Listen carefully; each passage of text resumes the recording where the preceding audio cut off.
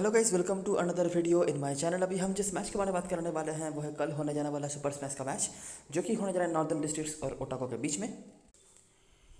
तो ये मैच जो है होने जा रहा है सेडन पार्क हैमिल्टन में, जो कि नॉर्दर्न डिस्ट्रिक्ट्स का घर है।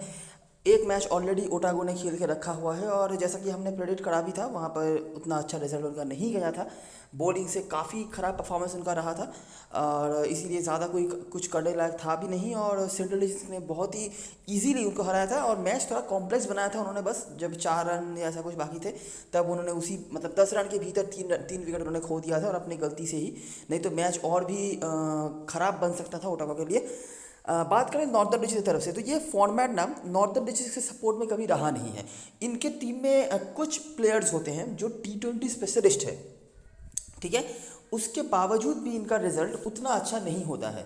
और जैसे कि मैं पहले भी कह चुका हूँ कि इनके टीम में बहुत सारे ऐसे प्लेयर्स होते हैं जो न्यूजीलैंड के इंटरनेशनल सर्किट में रोम करते रहते हैं, तो उनका रहना और ना रहना काफ़ी डिफ्रेंशिएट करके जाता है इनकी टीम में। और बाकी जो प्लेयर्स बचे कुचे होते हैं, मतलब T20 के लिए उतना कॉम्पैटिबल ये टीम कभी हो नहीं पाती है। हो सकता है कुछ मैचेस वो जीते, कुछ मैचेस वो हारे, लेकिन जितना आप इसे एक्सपेक्ट करते हैं उतना अच्छा इनका रिजल्ट आता नहीं है। हालांकि पिछले सीजन में कुछ मैचेस में जब इनके इंटरनेशनल प्लेयर्स आए थे तो लगातार उन्होंने मैचेस जीते थे, जैसे कि आप एक्सपेक्ट कर भी सकते हैं। लेकिन उसके अलावा उतना कंसिस्टेंसी कभी दिखा नहीं पाए हैं जितने बड़े बड़े प्लेयर्स इनके पास रहते हैं, ठीक है। इस फिक्सचर के बारे में अगर हम बात करें ना, तो जैसे कि आप देख सकते हैं कि इस फिक्सचर में ओटागो फुल ऑन डोमिनेट कर रही है और वहाँ अंदर रेयरस्ट फिक्सचर है जब ओटागो को आप डोमिनेट करते हुए देख रहे हैं। आखिरी 6 में सिर्फ 2 मैच नॉर्दर्न डिस्ट्रिक्ट जीती है और आखिरी 5 में 1। और इन दोनों ही मैच में एक सिमिलरिटी है, और वो है ये इंटरनेशनल प्लेयर्स या फिर कुछ प्लेयरों का रहना, ठीक है। क्योंकि इस फिक्सचर में नॉर्दर्न डिस्ट्रिक्ट की तरफ से सबसे बड़ा जो प्रॉब्लम हुआ है वो रहा है उनकी बॉलिंग से। उनका बैटिंग शायद कभी अच्छा भी हुआ होगा, लेकिन बॉलिंग कंसिस्टेंटली यहाँ पर उनकी तरफ से अच्छा नहीं हो पाया है। ओटागो जो 2 मैचेस हारी है वो तब हारी है जब नॉर्दर्न डिस्ट्रिक्ट की तरफ से उनके इंटरनेशनल प्लेयर्स अवेलेबल थे, तो जो बॉलिंग पे मार हो रहा था कंसिस्टेंटली नॉर्दर्न डिस्ट्रिक्ट बॉलर्स के अगेंस्ट में, वो उन 2 मैचेस में नहीं हो पाया था कंटिन्यू, ठीक है। मैं क्या कहना चाहता हूँ मैं आगे आपको बताऊंगा जब हम हेड टू हेड की बातें करेंगे। वेदर क्लाउडी है, ये मैंने वुमेन वाले मैच में बताया हुआ था, लेकिन रेन के चांस नहीं दिख रहे हैं। हालांकि इस ग्राउंड में नॉर्दर्न डिस्ट्रिक्ट पिछले 2 सीजनों में कोई मैच हारी नहीं है और ना ही वो दूसरा कोई रिजल्ट आया है जीत के अलावा, तो ये बहुत ही बड़ी बात है। इस ग्राउंड पे बहुत ही बढ़िया रिकॉर्ड होल्ड कर रहे हैं नॉर्दर्न डिस्ट्रिक्ट की टीम। ये कुछ परफॉर्मर्स हैं, अगर आप चाहे तो देख सकते हैं। देखिए 2 जो नाम मैंने आपको बताए थे कि उनकी टीम में कुछ T20 स्पेशलिस्ट होते हैं, वो हैं ये दोनों, टिम साइफर्ट और एंटोन देवसी। लेकिन नोटिस करो सिर्फ 2 मैचों में इनका 50+ स्कोर रहा है, इसके अलावा नहीं, ठीक है। इनके अलावा जीत रवाल थे जिन्होंने 3 मैच में एक 50+ स्कोर बना के रखा हुआ था और किसी का भी उस लेवल का परफॉर्मेंस नहीं आया जितना कि एक्सपेक्टेशन था, ठीक है। कि जिस मैच में वो चले उस दिन बहुत लंबा कुछ खींच दिया, लेकिन उसके बाद नहीं तो टीम भी धराशायी हो गई ऐसा। और ओटागो की तरफ से हम बता चुके हैं। बॉलिंग पे कुकेलाइन थे, हालांकि इकोनॉमी आप नोटिस कर सकते हैं 9.5 का इकोनॉमी था। लेकिन जो इंटरनेशनल प्लेयर्स जब आए थे जैसे कि साउदी, बोल्ट, इसके अलावा सोधी वगैरह जब आए थे तब चीज़ें बदली भी थी। लेकिन यही है, बॉलिंग में भी कभी उनकी स्ट्रेंथ तो रही नहीं है बॉलिंग, तो वो तो नहीं अच्छी हुई भी नहीं है। और बैटिंग में भी कंसिस्टेंसी कमी नजर आई थी, इसलिए जितना पोटेंशियल इनका था उतना अच्छा वो फिनिश नहीं कर पाए थे। अभी एक बार देख लेते हैं कि ऐसा क्या हुआ है इस फिक्सचर में जिसलिए ओटागो यहाँ पे इतना आगे चल रही है। मतलब ऐसे वैसे नहीं, 4-1 से वो आगे चल रहे हैं। बिल्कुल पहला वाला मैच जो है, ये जो मैच आप देख रहे हैं 2018 वाला, और बीच में एक मैच आएगा। उसके अलावा सारे मैचेस में ही जो है नॉर्दर्न डिस्ट्रिक्ट को अपने जो बचे कुछ प्लेयर्स हैं उनके साथ खेलना पड़ा है, जो जहाँ पे वो कल भी जिस तरह से खेलने वाले हैं, और रिजल्ट उनके सपोर्ट में नहीं गए हैं, ठीक है। नोटिस करो, देखो 99 पे निपटा नहीं दिया। 20 ओवर खेलने के बाद भी यही हुआ था, 7 विकेट के नुकसान पर। लीड कर रहा था किसने? सोधी ने 2 विकेट से निकाले थे, सैंटनर। ऑफकोर्स ये दोनों अवेलेबल नहीं है, इंटरनेशनल प्लेयर्स हैं, ठीक है। इसके अलावा कुगलाइन थे जिनके इस फिक्सचर में बहुत ही बढ़िया रिकॉर्ड्स हैं, आपको आगे दिख जाएगा। ब्रूम ने कुछ स्टार्ट लिए थे, किचन के कुछ स्टार्ट है। नॉर्दर्न डिस्ट्रिक्ट चेस कर गई, इजीली तो नहीं कहूँगा लेकिन चेस उन्होंने कर लिया। हालांकि डफी ने अच्छी बॉलिंग कराई थी, बाकी यहाँ पर कोई करंट स्कोर में अवेलेबल नहीं है। एक लो स्कोरिंग इनकाउंटर रहा, ठीक है, और जहाँ पे नॉर्दर्न डिस्ट्रिक्ट ने जीत हासिल करा था। ये है छठा मैच, मतलब अगर हम लास्ट से काउंट करें तो ये छठा मैच है, ठीक है। जब आखिरी 5 में नहीं आता है, अभी आखिरी 5 में आ जाते हैं। 2019 स्टार्ट करते हैं, देखो क्या हुआ। नॉर्दर्न डिस्ट्रिक्ट 150 पर रुक गई उनकी गाड़ी, 150 फॉर 9। ईजिली चेस कर लिया ओटागो ने। लीड करने वाले प्लेयर्स रदरफोर्ड, 49, इसके अलावा और कोई नहीं है। बाकी बॉलरों में से बात करें तो रिपन और डफी यहाँ पर फिर से आपको दिख रहे हैं, और यहाँ पर जैक गिब्सन जो करंट स्क्वाड में अवेलेबल है। क्या हो रहा है, नॉर्दर्न डिस्ट्रिक्ट की तरफ से जो उनके 2 मैमथ होते हैं बैटिंग में वो नहीं चले, इंटरनेशनल बॉलर्स नहीं रहे, तो ना ही बैटिंग सही से हो पाई ना ही बॉलिंग। अगला मैच, और ये पहला मैच और मेरे ख्याल से आखिरी मैच है जो आखिरी 5 में हम ढूंढ पाएंगे हैमिल्टन का। देखिए ओटागो ने पहले बैटिंग करा, कहाँ पे स्कोर पहुंचा दिया 198, हालांकि 3 विकेट गिरे थे। रन्स बनाने वाले प्लेयर्स थे ब्रूम, फॉक्सट्रोट जो कि अवेलेबल नहीं है, फिनी ने कुछ स्कोर यहाँ पर बना कर रखा था। कुछ बातें हम इनके बारे में करेंगे। निक केली, मेरे ख्याल से ये पहला मैच था जो अपने पुराने टीम की अगर वो खेल रहे थे। याद रखना अपना पुराना टीम है नॉर्दर्न डिस्ट्रिक्ट उनका। बॉलरों में से मिचेल तो चलिए नहीं खेलते हैं अभी, अनुराग वर्मा, इस नाम को थोड़ा गौर से देखना पड़ेगा। बाकी देखिए फिर भी सोधी खेले थे लेकिन कोई फायदा हुआ नहीं। नॉर्दर्न डिस्ट्रिक्ट की बैटिंग यहाँ पर धराशायी हो गई। जो कार्टर, जो आपने कुछ दिन पहले ही जो 4 ट्रॉफी का मैच हुआ था जो हमने कवर भी करा था, आपको याद होगा कि जो कार्टर के बारे में मैंने बताया था कि उनका इस ग्राउंड पे 50 ओवर फॉर्मेट में अच्छा रिकॉर्ड होता है। T20 में ज़्यादा खेलते नहीं हैं, लेकिन जो मैच वो यहाँ पर खेले थे उन्होंने रन बनाया था। बाकी डफी यहाँ पर फिर से आपको दिख रहे हैं, और बाकी कोई बॉलर में से अवेलेबल नहीं है। ठीक है, जो चीज़ बताने लायक है, पहले ओटागो ने बैटिंग करा, 200 रन का टारगेट लगभग दे दिया। बॉलिंग तो खराब हुई है, विकेट भले ही 9 गिरे हों लेकिन कोई फायदा उसका हुआ नहीं। तो 200 रन का टारगेट उन्होंने दे दिया, और उसी प्रेशर में आके उनके जो मेन जो प्लेयर्स होते हैं, अभी तक देखिए हमने साइफर्ट और डेफ्ट खास कुछ करते हुए देखा नहीं, और 155 पर निपट गए। यहाँ पर भी हमने उसी रेंज का स्कोर देखा था, 150 रन। यहाँ पर तो चलिए चेस कर लिया था 101 रन बनाने के लिए, फिर भी 5 विकेट गिरे थे उनके। अच्छा, चौथा मैच ये भी हुआ था ओटागो के घर पे। इस बार देखिए नॉर्दर्न डिस्ट्रिक्ट ने अच्छी बल्लेबाजी करी, जैसे कि उनके 2 बैट्समैन जो थे, मेहमद बैट्समैन जो मैंने बताया साइफर्ट और डेफ्चिच, उनमें से एक चले तो रन्स उनका डिसेंट रहा। हालांकि विकेट्स यहाँ पर भी गिरे, डफी कंसिस्टेंटली यहाँ पर विकेट लिए जा रहे हैं, बाकी माइकल रिपन भी हैं। ओटागो ने देखिए कितना इजीली यहाँ पर चेस कर लिया, हालांकि एंड बॉल तक जाना पड़ा, लेकिन 20 ओवर में सिर्फ 4 विकेट खो के 185 बना दिए। ब्रूम, केली फिर से यहाँ पर आ रहे हैं, रदरफोर्ड और फिनी फिर से इनका नाम यहाँ पे आ रहा है। ठीक है, बाकी बॉलरों में से कुगेलाइन और वर्मा इन दोनों के नाम है, लेकिन नोटिस करने वाली बात यह है कि फिर से यहाँ पर नॉर्दर्न डिस्ट्रिक्ट की बॉलिंग अच्छी नहीं हुई। नहीं तो 180 का टारगेट निहायत इतना ईजी तो है नहीं जितना ईजी ओटागो के बैट्समैन ने बना दिया। चलो जी, पिछले सीजन का पहला मैच ये हुआ था माउंट मॉन्गोमेरी में। इस बार भी साइफर्ट ने कुछ स्कोर बनाया था, क्लार्क मतलब दोनों ओपनर्स ने मिला के 100 रन से भीतर बना दिए, उसके बावजूद भी टीम का 153 ही स्कोर बना। बेकन ने यहाँ पर अच्छा करा, रिपन कंसिस्टेंटली इनका भी नाम आ रहा है। बेकन यहाँ पर ऐड हुए, डफी नहीं थे इस बार, मतलब परफॉर्म नहीं था, उनका परफॉर्मेंस नहीं था। बाकी किचन के विकेट से ओटागो ने फिर से चेस कर लिया, वो भी 2 गेंद रहे थे। हालांकि यहाँ पर विकेट्स काफ़ी गिरे थे लेकिन कोई नुकसान नहीं हुआ उससे। कुगेलाइन जैसे मैंने बताया इनके रिकॉर्ड्स अच्छे होते हैं, जैक गिब्सन फिशर के विकेट से, और रदरफोर्ड का 49। रदरफोर्ड बहुत कंसिस्टेंटली, शायद इनका नाम दूसरे फिक्चरों में आपको नहीं दिखता होगा, लेकिन यहाँ पर काफ़ी बार इनका नाम आ चुका है। 50 वगैरह कोई नहीं है, शायद 100 या 50 उन्होंने नहीं बनाया है, लेकिन स्कोर्स हैं, लेकिन 49 करके 2 बार वो बना चुके हैं। मतलब सरप्राइजिंगली कंसिस्टेंट है रदरफोर्ड इस फिक्चर में। अगर हम इस पहले मैच को छोड़ेंगे, दूसरे मैच में रन है, तीसरे मैच को छोड़ेंगे फिर से चौथे मैच में, और 5वें मैच में उनका रन है, और आखिरी जो मैच हुआ था देखिए इस बार दोनों ही जो उनके मेन प्लेयर्स हैं डेफ्चिच और साइफर्ट, दोनों ने ही अच्छी पारी खेली। थोड़ा कम रन बनाए थे साइफर्ट ने, लेकिन रन थे। कुगेलाइन ने यहाँ पर भी कंट्रीब्यूट करा, क्लार्क ने कंट्रीब्यूट करा, 191 का स्कोर खड़ा कर दिया। ठीक है, यहाँ पे जाके ओटागो को धराशायी कर दिया। लेकिन यहाँ पर एक ट्विस्ट देखो, चलिए रन तो उन्होंने अच्छा ही बनाया था, यहाँ पर ब्रूम, किचन, फिलिप्स ने कंट्रीब्यूट भी करे, लेकिन बॉलिंग पे लीड करा किसने? साउदी, बोल्ट, सैंडर, कुगेलाइन तो है ही, और जो वाकर ने यहाँ पर 2 विकेट निकाला हुआ था। मतलब इंटरनेशनल बॉलर्स जो थे उनने यहाँ पर 5 विकेट निकाले 10 में से, और लीड करने वाला बॉलर भी इंटरनेशनल बॉलर ही था। बिल्कुल पहले वाला मैच आपने देखा था, बिल्कुल लास्ट वाला मैच आपने देखा कि ओटागो की बैटिंग अच्छी नहीं रही, कभी अच्छी नहीं रही जब उनके इंटरनेशनल बॉलर्स रहे। जब उनके इंटरनेशनल बॉलर्स नहीं रहे तब हर मैच पे ओटागो ने बैटिंग से अच्छा करा। बहुत बड़ा कोई इंडिविजुअल स्कोर नहीं है, शायद निक केली का आपने 2 बड़ा स्कोर देखा होगा, मतलब 50+ का स्कोर, हम सही बताएं यहाँ पर 54 था, और यहाँ पे 37 था, 50 नहीं, तो ऐसा। लेकिन फिर भी एज ए यूनिट उन्होंने अच्छा करा था। लेकिन जैसे ही इंटरनेशनल बॉलर्स आ गए ओटागो की बैटिंग हवा हो गई, बिल्कुल कुछ नहीं। ठीक है, 155 पर निपट गए, और पहले वाले मैच में हमने उनको 97 ही बनाते हुए देखा था। कुछ प्लेयर्स आपने नोटिस करे हैं नॉर्दर्न डिस्ट्रिक्ट की तरफ से जो करंट स्क्वाड में अवेलेबल है, उनमें से कुगेलाइन का नाम आया है, बैटिंग से भी बॉलिंग से भी। एक आध मैच में गिब्सन, एक आध मैच में रैंडल, ऐसा है, कंसिस्टेंटली कुछ नहीं। ओटागो की तरफ से कुछ प्लेयर्स का नाम आया है, रदरफोर्ड मतलब सरप्राइजिंगली थोड़ा बहुत कंसिस्टेंट यहाँ पे है। हालांकि 50 प्लस कोई स्कोर नहीं है, लेकिन रन्स उनके हैं। ब्रूम तो हमेशा रहती ही है। रिपन, डफी, ये दोनों बॉलिंग से बहुत ही अच्छा कर रहे हैं। इसके अलावा किचन के भी बीच में कंट्रीब्यूशन है, जो इनके पुराने प्लेयर्स होते हैं हमेशा इनका पाया जाता है। निक केली अपने पुराने टीम के अगेंस्ट में खेलते हुए काफ़ी अच्छा करते पाए गए हैं। जो 2 मैच उन्होंने खेला है, दोनों में ही कुछ रन उन्होंने बना के रखे हैं। आगे भी कुछ बातें हम इनके बारे में करेंगे, तो अभी के लिए यही हमारे पास है।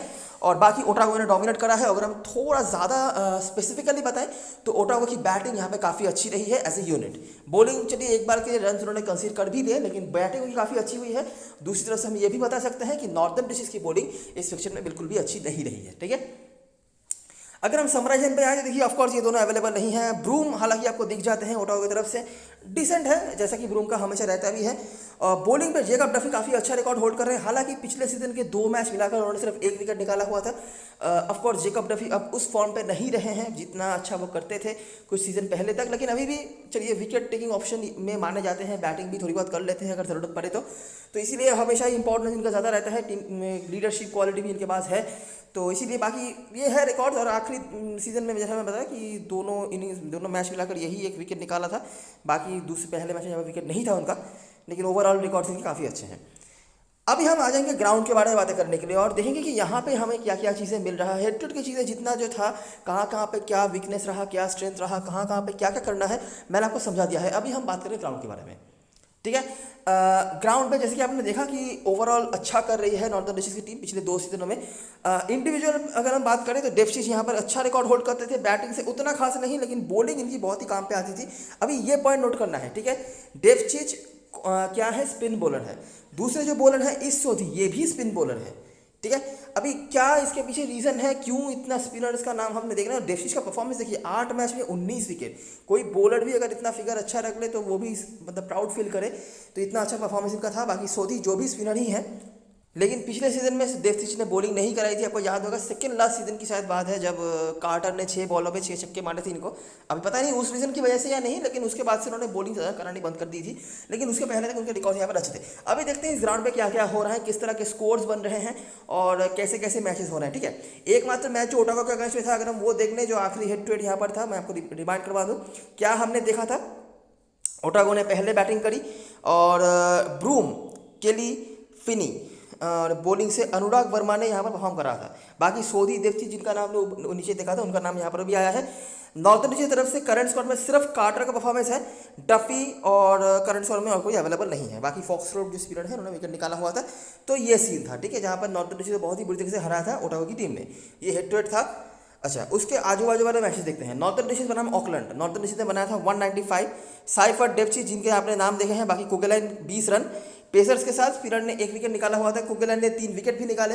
रैंडल वर्मा, अनुराग वर्मा का नाम नोटिस करो। अनुराग वर्मा ने आपने जो हेड टू हेड देखा था वहाँ पे भी उन्होंने पहले बॉलिंग कराई, 3 विकेट निकाला। ठीक है, दूसरी बॉलिंग पे भी उनके खाते में 1 विकेट आया। अगला मैच देखो, ये है पिछले सीजन का पहला मैच। क्या हुआ, सेंट्रल डिस्ट्रिक्ट बनाम नॉर्दर्न डिस्ट्रिक्ट 117 पर उन्होंने निपटा दिया। किसने बॉलिंग कराई थी, हैम्पटन चलिए अवेलेबल नहीं है। कूपर ने यहाँ पर, यही एक लौता मैच था जहाँ पर कूपर ने बॉलिंग भी कराई थी और 2 विकेट भी निकाला था। अभी इनकी बातें हम छोड़ देते हैं, शायद कूपर कल के मैच में बॉलिंग नहीं कराए, हाई चांस है। लेकिन बाकी बॉलर्स देखो, गिब्सन, फ्रेडी वॉकर, जो वॉकर, दोनों ही हैं स्पिनर। अभी फ्रेडी वॉकर ज़्यादा मैचेस खेले नहीं हैं, लेकिन जहाँ जहाँ पे उन्होंने खेला था उन्होंने विकेट्स निकाले थे बंचेस में काफ़ी ज़्यादा। स्क्वाड में अवेलेबल है, हाई चांस वो नहीं खेलेंगे, लेकिन जो वॉकर का नोटिस करो। ठीक है, ये स्पिनर है और टीम के बेस्ट स्पिनर है। अच्छा, नॉर्दर्न डिस्ट्रिक्ट ने इजीली चेस कर लिया, डेफचीज थे। बाकी पेसर्स के साथ स्पिनर्स के भी यहाँ पर 2 करके विकेट रहे हैं। अगला मैच कैंटरबरी बनाम नॉर्दर्न डिस्ट्रिक्ट। और अच्छा, यहाँ से ये जो मैच आपने देखा था, यही मैच था पिछले सीजन के 3 मैचेस मैंने आपको दिखा, बोले थे ऊपर कि 3 के तीनों ही मैच वो जीते थे। ये एक लौता मैच था जहाँ पर नॉर्दर्न डिस्ट्रिक्ट अपने जो बचे कुछ प्लेयर्स हैं उनके साथ वो खेले थे। उसके बाद ये जो नेक्स्ट 2 मैचेस वो खेले थे ना, वो अपने इंटरनेशनल प्लेयर्स के साथ खेले थे। ठीक है, तो ज़्यादा कोई आप उम्मीद रख भी नहीं सकते थे सामने वाली टीमों से। जो होना था वही हुआ। पहले उन्होंने बॉलिंग करा, 118 पर निपटा दिया। साउदी, बोल्ट ये यहाँ पर ऐड हो गए। बाकी कुगेलाइन, अनुराग वर्मा और जो वॉकर। अच्छा, अनुराग वर्मा का एक चीज़ नोटिस करो, बॉलिंग फर्स्ट उन्होंने 2 बार कराई है अभी तक। ठीक है, यहाँ पर शायद वो खेले नहीं होंगे, लेकिन यहाँ पर हमने हेड टू हेड में देखा था उन्होंने 3 विकेट निकाला। उसके बाद यहाँ पर उन्होंने पहले बॉलिंग कराई, उन्होंने 2 विकेट निकाला। ठीक है, नॉर्थर्न डिस्ट्रिक्स ने चेस कर लिया, साइफर्ड विलियमसन पेसर्स के 2 विकेट। और लास्ट मैच जो हुआ था ऑकलैंड बनाम नॉर्थर्न डिस्ट्रिक्स, हालांकि यहाँ पर विकेट ज़्यादा नहीं कराए थे ऑकलैंड ने, लेकिन रन भी ज़्यादा नहीं बना पाए। बाकी वर्मा का यहाँ पर परफॉर्मेंस आया है, बैटिंग से कोई खास नहीं, पेसर्स का अपर है। ठीक है, तो यही कुछ चीज़ें हैं। नोटिस करने वाली बात यह है कि रन्स यहाँ पे बन जाते हैं। अगर आपके पास ठीक ठाक बैटिंग हो तो रन्स यहाँ पे बनाए जा सकते हैं, जो नॉर्थर्न डिस्ट्रिक्स ने खुद भी बना के रखा हुआ था। और यहाँ पर ओटागो ने जो हेड टू हेड खेला वहाँ भी बनाए हुए। हालांकि ऐसे यूनिट उन्होंने बनाया, किसी इंडिविजुअल का बहुत बड़ा कोई स्कोर नहीं था, लेकिन रन्स बनाए जा सकते हैं, जो मोटा मोटा यहाँ पर हम कह सकते हैं। ठीक है, बाकी अगर हम बातें करें तो पेसर्स का ही अपर हैंड है, लेकिन स्पिनर्स यहाँ पे कभी कभार बंचेस में विकेट लेके जाए। बंचेस का मतलब मेरा है कि 1-2 की भी मैं बात कर रहा हूँ, इससे ज़्यादा कुछ नहीं। इवन जो हमने ग्राउंड में रिकॉर्ड्स की भी बात करी है, वहाँ पे भी टॉप 2 में 2 स्पिनर्स ही आ रहे हैं। ठीक है, तो दोनों ही टीमों के जो स्पिनर्स होंगे वो हमारे लिए काफ़ी प्रायोरिटी रखेंगे। अभी देखते हैं कि कौन होते हैं वो, और कैसे हम उनको हैंडल कर पाते हैं। बस यही कुछ चीज़ें हैं, ये ग्राउंड के बारे में है। अगर आप चाहें तो और देख सकते हैं, मैं ज़्यादा डिटेल में नहीं बता रहा, क्योंकि यहाँ पर और कुछ ज़्यादा बताने के लिए नहीं। यार पिछले सीजन के जो 2 मैचेस ऐड हुए हैं वहाँ पर इंटरनेशनल प्लेयर्स खेल भी रहे थे, तो उससे काफ़ी ज़्यादा डिफरेंस आ सकता है। अभी हम बात करेंगे प्लेइंग 11 के बारे में। ठीक है, और देखते हैं कि नॉर्थर्न डिस्ट्रिक्ट की तरफ से क्या क्या हम उम्मीद रख सकते हैं। उनका जो प्लेइंग 11 था 4 ट्रॉफी में, मुझे लगता है वही टीम उतरने वाली है। बस एक इंक्लूशन होगा, चेंज होगा, इंक्लूशन नहीं, वो है कि जीत रवाल अभी कैप्टनसी करेंगे जो कार्टर की जगह पर। जो कार्टर 4 ट्रॉफी में कैप्टनसी करते हैं, आपको पता ही होगा, लेकिन वो यहाँ पे कैप्टनसी नहीं करेंगे, जीत रवाल करेंगे। बाकी मुझे लगता है कि और कोई चेंज यहाँ पर नहीं होगा। एक चीज़ जो नोटिस करने वाली है, कहीं ना कहीं नॉर्थर्न डिस्ट्रिक्ट की जो बैटिंग है ना, वो छोटी हो गई है। ठीक है, मिडिल ऑर्डर में जो प्लेयर्स आते थे जैसे कि हैम्पटन, डेफचीच, ये प्लेयर्स अभी नहीं हैं, लेकिन उनके जगह पे उन्होंने खास कुछ इंक्लूड करा भी नहीं है। ठीक है, कॉलिन डी ग्रैंडम शायद ऊपर आ जाएंगे, तो टॉप 4-5 में आपको कूपर दिख जाएंगे। कुगेलाइन को भी शायद वो ऊपर ही भेज देंगे, क्योंकि बोकॉक ऑफकोर्स वो उतने अच्छे बैट्समैन माने नहीं जाते हैं, कुगेलाइन के पास हिटिंग एबिलिटीज़ हैं। तो कुगेलाइन के साथ ही टॉप 6, कुगेलाइन प्रॉपर बैट्समैन नहीं है, लेकिन टॉप 6 में उनको बैटिंग में भेजना पड़ेगा मोस्टली, मुझे लग रहा है।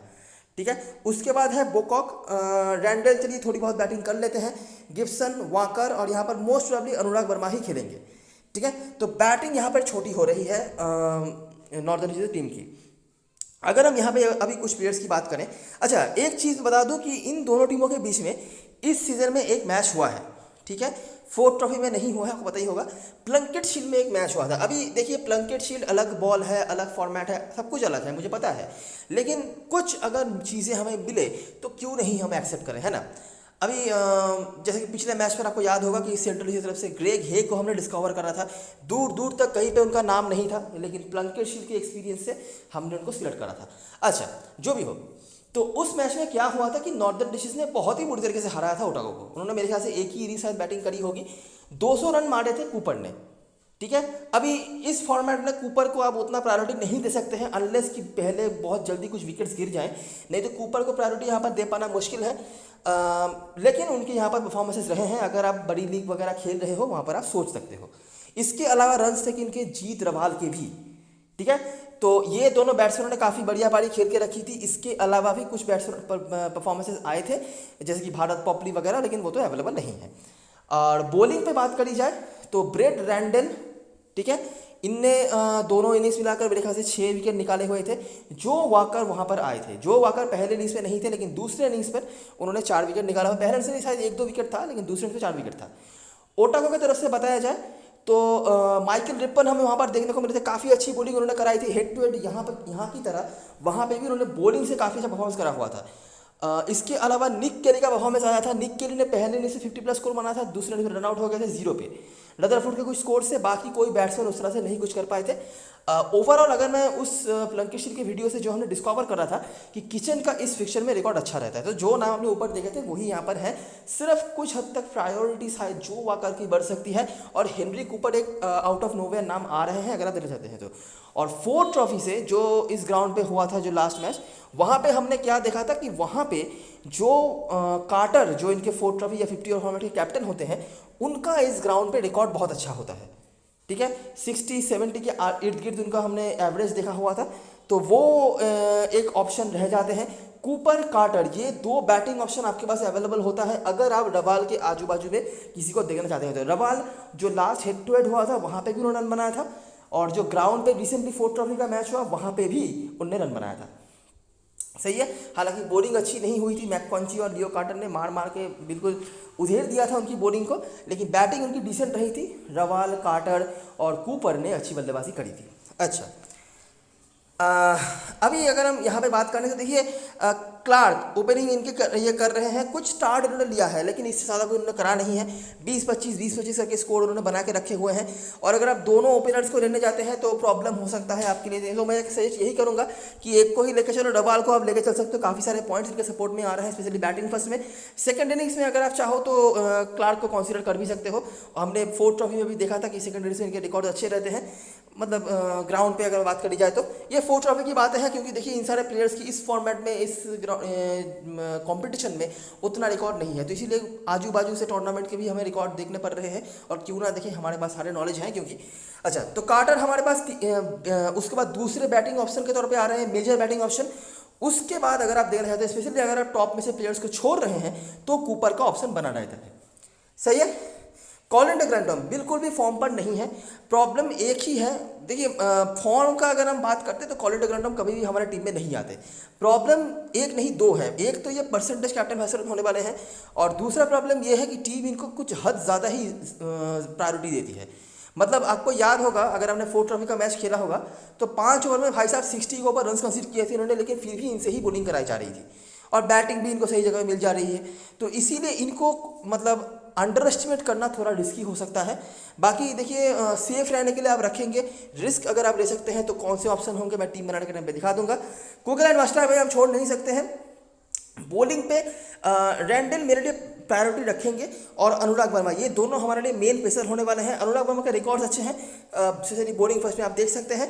जो वाकर आउट ऑफ नोवेयर एक पंट के तौर पे आप कंसीडर कर सकते हैं, स्पेशली सेकंड इनिंग्स में। बाकी और मुझे यहाँ पर कुछ ज़्यादा बताने की ज़रूरत नहीं है क्योंकि नॉर्दर्न की तरफ से हम ज़्यादा प्लेयर्स लेंगे नहीं, क्योंकि उनके रिकॉर्ड्स यहाँ पर उतने अच्छे नहीं हैं। ठीक है, जिसके आपने हिस्ट्री में देखा है।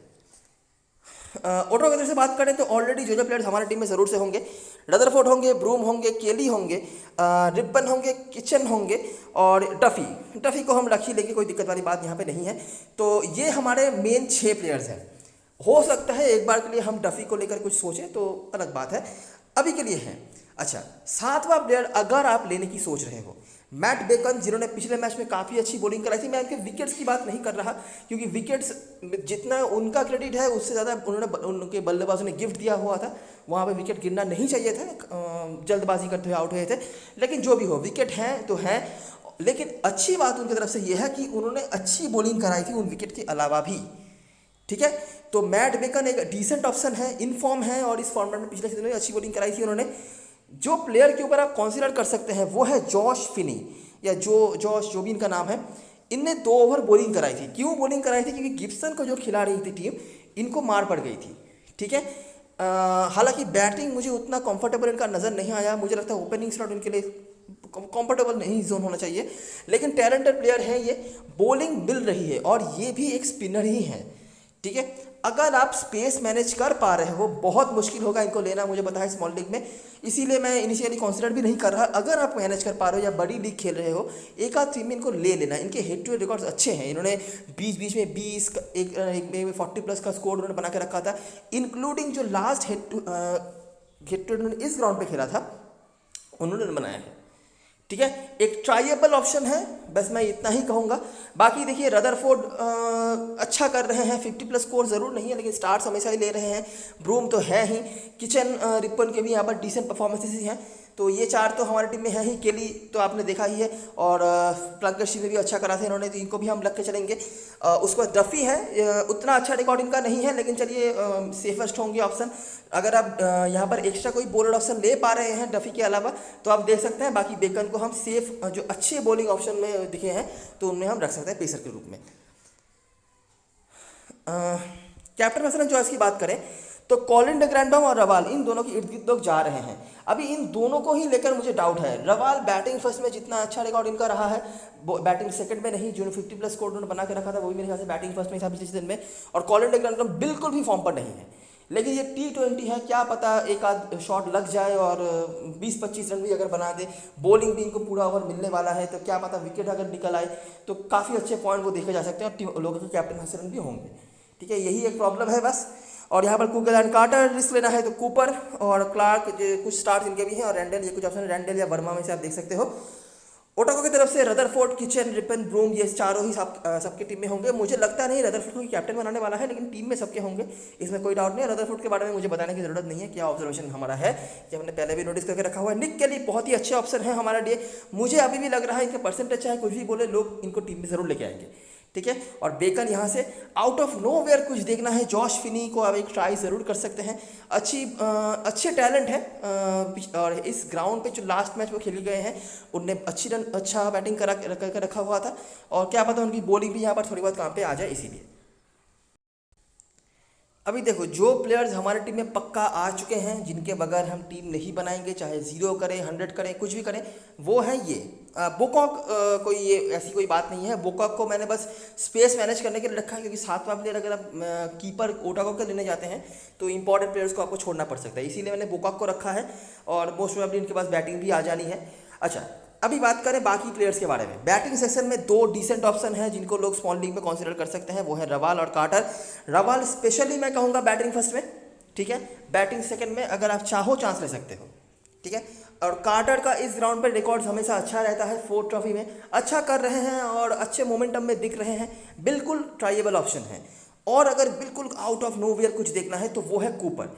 कैटन क्लार्क स्टार्ट ले रहे हैं, ठीक है, 20-25 करके रन बना रहे हैं, लेकिन इससे ज़्यादा उनका कुछ नहीं है। बैटिंग सेकंड में अगर आपको लग रहा है कि नहीं दोनों ओपनर छोड़ना रिस्क हो सकता है और रवाल और कटन क्लार्क में मेरे को एक को लेना है, तो बैटिंग सेकंड में कटन क्लार्क को आप ले सकते हो और रवाल को बैटिंग फर्स्ट में, बस ये सिलेक्शन है। ऑलराउंडर सेक्शन में आएंगे ग्रैंडहोम। अगर आप 2 बैट्समैन लेने की सोच रहे हो, ठीक है, तो जाहिर सी बात है ग्रैंडहोम आपकी टीम में आएंगे नहीं। ग्रैंडहोम बिल्कुल भी फॉर्म पर नहीं है, लेकिन मैं बार बार कह रहा हूँ कि इनको टीम जिस तरह से यूज़ कर रही है, आपके पास इनको लेने के अलावा और कोई ऑप्शन नहीं है। अगर आप रिस्क नहीं लेना चाहते हो तो क्या पता इनको डेथ ओवर में बॉलिंग भी दी जाए, हाई चांसेस है, कोई मतलब दिक्कत वाली बात ही नहीं है। तो कोशिश यही रहेगी कि हम ग्रैंडहोम को लेके चलें। अगर हम ग्रैंडहोम को नहीं ले रहे हैं तो हमारे पास 2 बैट्समैन लेने का ऑप्शन आएगा।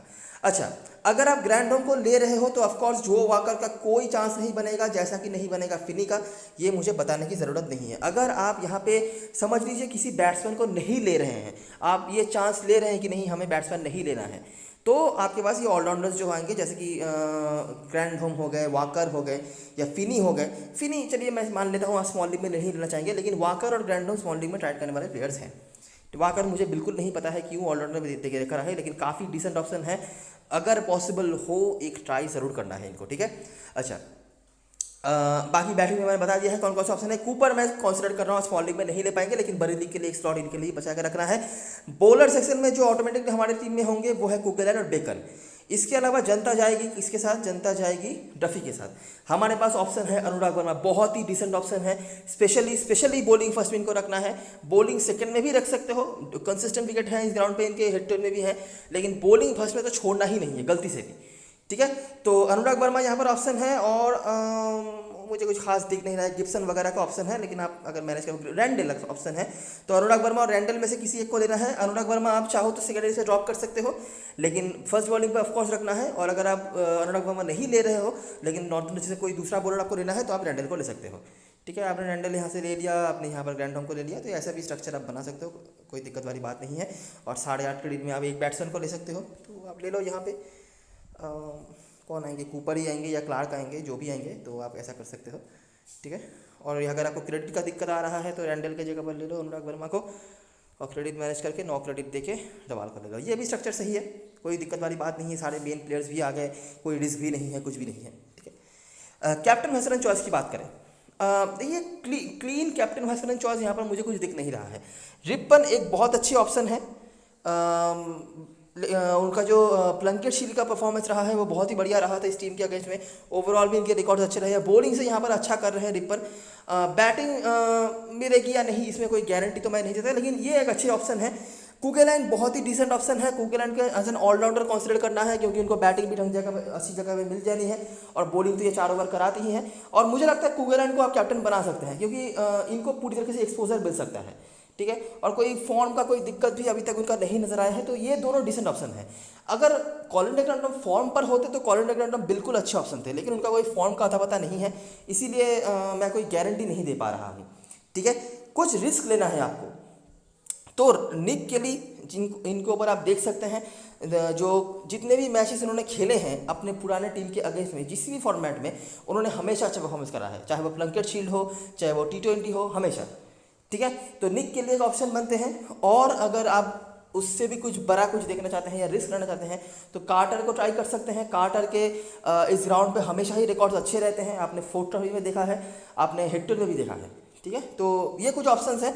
रिस्क अगर आप ले सकते हो तो आपके लिए 2 तरह की चीज़ें वेट कर सकती हैं, एक तो या तो बहुत बड़ा रिवार्ड, या तो बिल्कुल आखिरी पायदान, ठीक है। तो ये आपको देखना पड़ेगा। मैं कोशिश यही करूँगा कि ओटागो की तरफ से ज़्यादा प्लेयर लूँ, ठीक है। और एक आध जो परसेंटेज प्लेयर है उनके ऊपर अगर कोई रिस्क ले, कुछ डिसेंट हम सिलेक्शंस कर पाते हैं तो देखना पड़ेगा। बाकी देखिए फोर्थ ट्रॉफी में कॉलिन डे ग्रैंडम की बॉलिंग बहुत ही ज़्यादा समालोचना में आई थी, तो अभी उसके बाद भी इनके ऊपर टीम भरोसा करेगी या नहीं, और अगर करती है तो वो क्या परफॉर्म करेंगे, ये सब कुछ देखने लायक होगा। तो देखते हैं हम क्या कर पाते हैं उसके बाद, ठीक है। तो ये सारी चीज़ें और सारी एनालिसिस वीडियो अगर पसंद आया हो तो लाइक ज़रूर करना, सब्सक्राइब करना चैनल को, टेलीग्राम चैनल पर जरूर ज्वाइन हो जाना, क्योंकि लास्ट टाइम पे सारी अपडेट्स वगैरह वहीं पे आने वाली हैं। तब तक के लिए best luck for this match and goodbye for now.